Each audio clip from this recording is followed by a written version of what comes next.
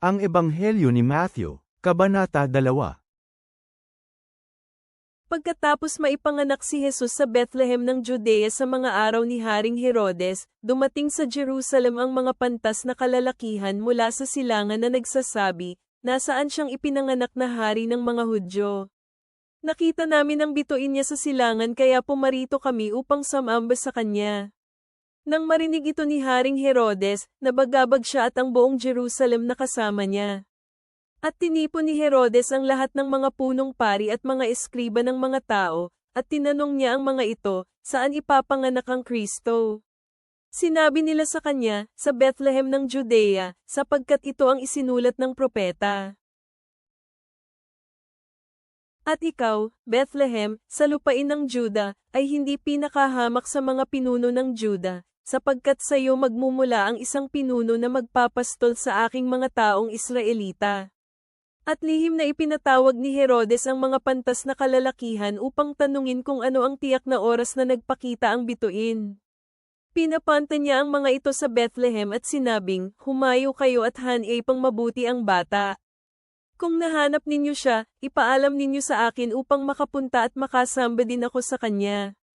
Pagkatapos nilang makinig sa hari, sila ay tumuloy sa kanilang lakbayin, at pinangunahan sila ng bituin na kanilang nakita mula sa silangan hanggang sa ito ay tumigil kung nasaan naroroon ang bata.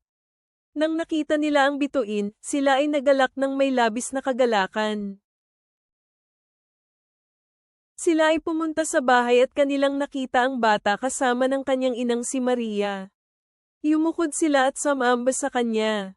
Binuksan nila ang kanilang mga kayamanan at inihandog nila ang kanilang mga kaloob na ginto, kamanyang, at mira. Binalaan sila ng Diyos sa panaginip na huwag nang bumalik kay Herodes, kaya umibas sila ng daan pauwi sa kanilang bayan. Pagkatapos nilang umalis, isang anghel ng Panginoon ang nagpakita kay Jose sa panaginip at sinabi, bumangon ka, dalhin mo ang bata at ang kanyang ina at tumakas kayo patungong Ehipto. Manatili kayo doon hanggang sa sasabihin ko, sapagkat hahanapin ni Herodes ang bata upang patayin siya. Sa gabing iyon, bumangon si Jose at kinuha ang bata at ang kanyang ina at umalis patungong Ehipto. Nanatili siya roon hanggang sa pagkamatay si Herodes. Tinupad nito ang sinabi ng Panginoon sa pamamagitan ng propeta, mula sa Ehipto tinawag ko ang aking anak. Nang nakita ni Herodes na kinutya siya ng mga pantas na kalalakihan, siya ay nagalit ng labis. Nagsugo siya at ipinapatay ang lahat ng mga batang lalaking naroon sa Bethlehem at sa buong rehiyon, ang mga may 2 taong gulang pababa ayon sa tiyak na panahong nalaman niya mula sa mga pantas. At natupad nga ang sinabi sa pamamagitan ng propeta na si Jeremias, isang tinig ang narinig sa Rama, pananangis at labis na pagdadalamhati. Umiiyak si Raquel para sa kanyang mga anak at ayaw niyang paaliw sapagkat sila ay wala na. Nang si Herodes ay namatay, masdan ito, nagpakita sa isang panaginip ang isang anghel ng Panginoon kay Jose sa Ehipto at sinabi, bumangon ka at kunin mo ang bata at ang kanyang ina at pumunta kayo sa lupain ng Israel, sapagkat ang mga naghahangad sa buhay ng bata ay patay na. Bumangon si Jose at kinuha ang bata at ang kanyang ina at tumungo sila sa lupain ng Israel. Ngunit nang mabalitaan niya na si Archelaus na ang naghahari sa Judea kapalit ng kanyang ama na si Herodes, natakot siyang pumunta roon. Pagkatapos siyang balaan ng Diyos sa panaginip, umalis siya patungo sa rehiyon ng Galilea at pumunta siya at nanirahan sa lungsod na tinatawag na Nazare. Natupad kung ano ang sinabi sa pamamagitan ng mga propeta na siya ay tatawaging Nazareno.